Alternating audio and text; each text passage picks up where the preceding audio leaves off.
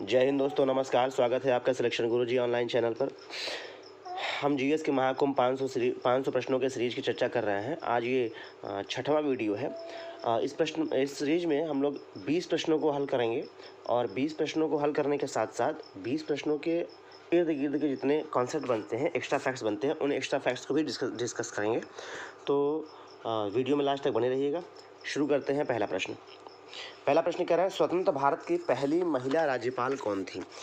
सरोजिनी नायडू, सुचेता कृपलानी, इंदिरा गांधी या विजय लक्ष्मी पंडित? ध्यान से देखिएगा, जो पहली महिला राज्यपाल थी हमारे देश की वो थी श्रीमती सरोजिनी नायडू। कौन था भाई? श्रीमती सरोजिनी नायडू थी। यही श्रीमती सरोजिनी नायडू जो कि इंडियन नेशनल कांग्रेस की सबसे पहली भारतीय महिला अध्यक्ष बनी थी 1925 में। कब बनी थी भाई? 1925 में भारतीय राष्ट्रीय कांग्रेस की पहली महिला अध्यक्ष बनी थी और वही भारत की पहली महिला राज्यपाल भी बनी श्रीमती सरोजिनी नायडू। और कहाँ से बनी थी? उत्तर प्रदेश से बनी थी। कहाँ से?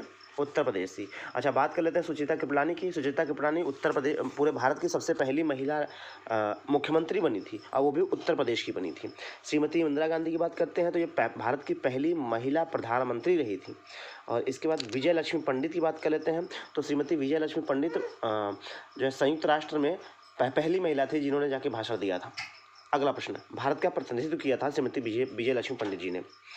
अगला प्रश्न कह रहा है, निम्नलिखित में से कौन सा कार्य निर्वाचन आयोग के कार्य क्षेत्र में नहीं आता है? तो निर्वाचन आयोग, भारत में एक निर्वाचन आयोग होता है और उस निर्वाचन आयोग का एक मुख्य चुनाव आयुक्त होता है। अच्छा, मुख्य चुनाव आयुक्त कौन है इसमें? इसमें है राजीव कुमार है। अब बात करते हैं कि निर्वाचन आयोग के कार्य क्षेत्र में क्या नहीं आता है। भारत के प्रधानमंत्री का चुनाव, भारत के राष्ट्रपति का चुनाव, बिल्कुल राष्ट्रपति का चुनाव आता है। राजनीतिक दलों को मान्यता प्रदान करना बिल्कुल आता है। राजनीतिक दलों का चुनाव चिन्ह नियत करना बिल्कुल आता है। ये भी काम निर्वाचन आयोग करता है। लेकिन भारत के प्रधानमंत्री का चुनाव जो होता है वो निर्वाचन आयोग नहीं करता है। भारत के प्रधानमंत्री का जो चुनाव होता है वो लोकसभा के सांसद जो होते हैं, लोकसभा के सदस्य जो होते हैं, वो लोकसभा के सदस्य जो है कि बहुमत दे करके बहुमत दल का नेता करार करते हैं और वही प्रधानमंत्री बनता है। ठीक है, अगला प्रश्न ध्यान देखते हैं। कह रहा है, निम्न में से कौन सा संसद से संबंधित नहीं है?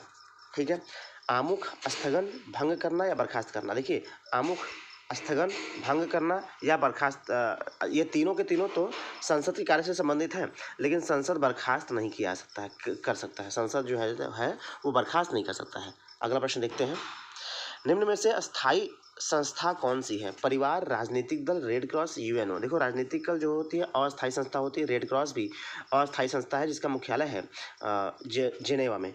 रेड क्रॉस का मुख्यालय जेनेवा में है। यूएनओ जो है ये भी अस्थायी संस्था है, इसका मुख्यालय है न्यूयॉर्क में। ठीक है, तो परिवार जो है वो एक ऐसी इकाई है जो कि अस्थायी संस्था के रूप में जानी जाती है। अगला प्रश्न है, निम्न में से क्या स्वतंत्रता और स्वाधीनता में बाधक होती है? ध्यान समझिएगा, स्वतंत्रता तब बाधित होती है जब शक्ति किसी एक के हाथ में चली जाती है, यानी किसी केंद्रित हो जाती है, कहीं एक जगह केंद्रित हो जाती है शक्ति, तो फिर वहाँ स्वतंत्रता और स्वाधीनता दोनों बाधक होती हैं। इसलिए ऑप्शन नंबर ए सही हो जाएगा। अगले प्रश्न में कह रहे हैं, किस कारण से मोहम्मद बिन तुगलक असफल व्यक्ति रहा था? ध्यान समझिएगा, मोहम्मद बिन तुगलक जो था, तुगलक वंश का शासक था, एक सुल्तान था। उसने क्या किया था? दिल्ली से दौलताबाद अपनी राजधानी शिफ्ट की थी। कहाँ से? दिल्ली से दौलताबाद। और दिल्ली से दौलताबाद राजधानी शिफ्ट करते समय उन्होंने एक व्यक्ति को आदेशित किया था कि कोई भी दिल्ली में बचना नहीं चाहिए। इतिहास का सबसे पढ़ा लिखा जो राजा था वो था मोहम्मद बिन तुगलक। लेकिन वो था क्या? वो प्रैक्टिकल नहीं था, वो प्रैक्टिकल बातों पर विश्वास नहीं करता था। ठीक है, इसीलिए लोग उसके सनकी कहते थे, पागल कहते थे, स्वप्नशील कहा करते थे। तो हो जाएगा हमारा, चूंकि ऑप्शन हो जाएगा हमारा, वह व्यावहारिक राजनेता नहीं था, व्यावहारिक राजनेता नहीं था, जिसकी वजह से वो असफल रहा था। अगला प्रश्न देखते हैं, निम्न में से सही जोड़ा कौन सा है? आसफ खां अकबर, आदम खां अकबर, बैरम खां अकबर, शाइस्ता खां अकबर। ध्यान समझिएगा, जब अकबर 13 साल का था, 12-13 साल का था, तो उस समय हुमायूं ने जो है दिल्ली पर अधिकार कर लेने के बाद अकबर को जो है लाहौर का सूबेदार नियुक्त कर दिया था। तो उस समय अकबर का जो संरक्षक था वो था बैरम खान। कौन था भाई? बैरम खान। तो इसलिए कौन सा सही हो जाएगा? Option number C, Bairam Khan. अगला ध्यान देखते हैं, डॉक्ट्रिन ऑफ लैप्स किसने आरंभ किया था? तो डॉक्ट्रिन ऑफ लैप्स को हिंदी में बोलते हैं हड़प नीति। क्या बोलते हैं भाई? हड़प नीति या फिर व्यापगत का सिद्धांत। क्या? व्यापगत का सिद्धांत किसने आरंभ किया था भाई? तो ये शुरू किया था लॉर्ड डलहौजी ने। अब ये डलहौजी डॉक्ट्रिन ऑफ लैप्स होता क्या है? डॉक्ट्रिन ऑफ लैप्स होता है कि भाई अंग्रेजों ने एक नियम निकाल दिया कि भाई अगर जिसका उचित उत्तराधिकारी होगा, उचित उत्तराधिकारी का मतलब क्या होता है कि जैसे अगर कोई राजा है, उस राजा का स्वयं का बेटा अगर होगा तो वही उत्तराधिकारी बनेगा। अगर किसी का भतीजा है, उसके लड़का नहीं है, किसी को गोद लिया है, तो वो राजा नहीं बन सकता है। तो उस कंडीशन में उस राज्य की पूरी शक्ति चली जाती थी अंग्रेजों के हाथों में, और वो राजा जो है पेंशन पे आ जाता था। तो ये हड़प नीति थी, हड़प लिया आता था। जब उसका उत्तराधिकारी नहीं होता था तो अंग्रेजों द्वारा वो राज्य हड़प लिया आता था, और ये शुरू किया था किसने? लॉर्ड डलहौजी ने शुरू किया था। ठीक है, अगला इसी के संदर्भ में डॉक्ट्रिन ऑफ लैप्स के संदर्भ में ही सतारा हो गया, जैतपुर हो गया, संबलपुर हो गया, उदयपुर हो गया, झांसी हो गया, ये सारे के सारे रियासतें हड़प ली गई थी।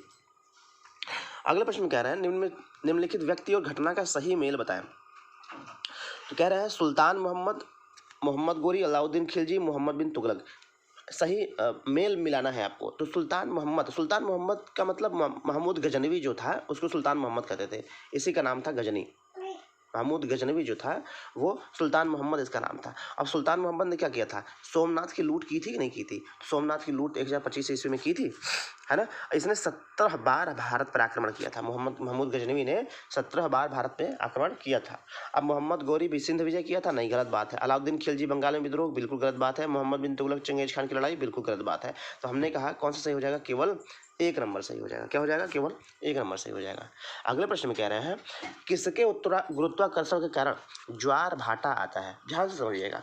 ज्वार क्या चीज़ होता है? जब समुद्र की लहरें बहुत तेजी से ऊपर उठती हैं उसको ज्वार कहते हैं, बहुत तेजी से नीचे जाती हैं तो उसको क्या कहते हैं? भाटा कहते हैं। ये होता किस वजह से है? जब पृथ्वी पर सूर्य और चंद्रमा का जो है आपस में गुरुत्वाकर्षण बनता है तब जो है कि क्या होता है? ज्वार भाटा आता है। तो ऑप्शन नंबर क्या हो जाएगा? सी सही हो जाएगा। अगले प्रश्न में कह रहे हैं भारत में किस क्षेत्र में अत्यधिक असिंचित खेती की जाती है? ध्यान समझिएगा। होता क्या है, दक्कन का पठार एक ऐसा क्षेत्र है जहाँ पे होता क्या है कि यहाँ पे सर्वाधिक असिंचित खेती की जाती है। इसका मूल कारण क्या होता है भाई? यहाँ पे जो क्षेत्र है वो ज़्यादातर जो है ज्वालामुखी क्रियाओं के फलस्वरूप होते हैं, इसलिए यहाँ की खेती असिंचित रह जाती है।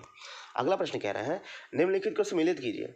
सम्मिलित करना है क्या? शहर नदी, इसका मतलब कौन सा शहर किस नदी के किनारे स्थित है? देखिए जबलपुर जो है वो जबलपुर नर्मदा नदी के किनारे स्थित है। किसके किनारे? नर्मदा नदी के किनारे। पेरिस जो है वो सी नदी के किनारे है। पेरिस किसके किनारे है? सी नदी। लंदन जो है वो टेम्स नदी के किनारे है, और लाहौर जो है वो रावी नदी के किनारे है। तो आपने कहा ए का 3, हमने कहा चलो ए का 3 कौन सा ऑप्शन में दिया है भाई? ए का 3 केवल बी ऑप्शन में दिया है। तो आपने कहा 3, 2, 1, 4 हमारा क्या हो जाएगा? सही उत्तर हो जाएगा। ठीक है, अगला प्रश्न ध्यान देते हैं। कुल्लू घाटी किसके बीच अवस्थित है? तो जो कुल्लू घाटी है वो धौलाधार और पीर पंजाल के बीच में है।